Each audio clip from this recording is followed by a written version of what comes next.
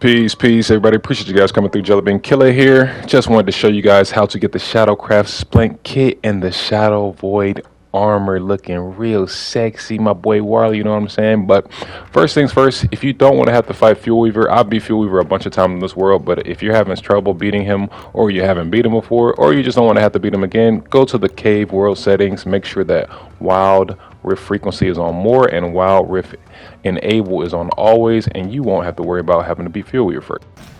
Now, no matter what, you have to fight the Ink Blight creatures, which is the newest boss fight in the caves, in order to get tethers. They drop 10 tethers, they drop pure horrors, nightmare fuel, and if you destroy the stone that they spawn at, if you mine it during the fight or you have him jump on it during the fight, they'll give you Dreadstone as well. That's one option. Or you can do the Werepig. The Werepig gives you pure horror, nightmare fuel, and Dreadstone, but remember, you have to have him smash the pillars that he's chained to at the beginning of the fight in order to get those extra Dreadstones. He drops about 9 Dreadstone, I think, last time I fought him. Then he drops pure horror and nightmare fuels, but no tethers, which is why you have to fight the Ink creatures if you want the tethers. You have to fight the Ink creatures if you want the tethers. And the other option is you can fight these little guys, which are fused Shaylings, and they spawn in these little wild rifts that randomly spawn throughout the caves, especially if you enable the setting that I just showed you guys, or if you do it naturally and beat Fuel Weaver first, they'll start spawning throughout the caves randomly too. And here I'm showing you guys how to beat them. It's not that hard. If you want to be safe, you can do 2 or 3 hits and out. They do a little chump attack. They don't do a lot of damage. However, they will all aggro on you at once, so you have to be very careful. You can farm them for pure horror and nightmare fuel, but you can't get tether or Dreadstone from them. You can only do pure horror and nightmare fuel.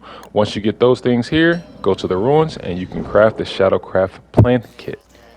After that, you can put it down wherever you want. I chose to put it down in my base up above, and as you can see, we got the Void Robe, which is one option you can use. We got the Void Cowl, which is one option you can build. The Umbrella, which is another option. We got the Shadow Wraither, which is like a scythe weapon that you can use, and then we have the Repair Kit. And as you can see, they all require pure horror and tethers, and I just had just enough to make the entire thing except for the Umbrella. The Umbrella is really good for blocking like this acid rain that drops in the caves periodically.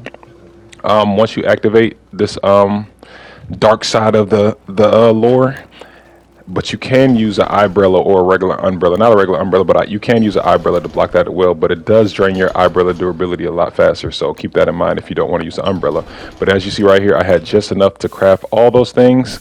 This is how the scythe is used. You can just use it to get like grass and twigs. Nothing special, it just looks a little bit cooler.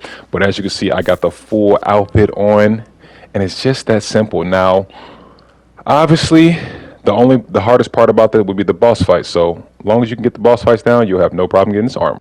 But if you guys have any questions, make sure you comment below. Appreciate you coming through. Peace out.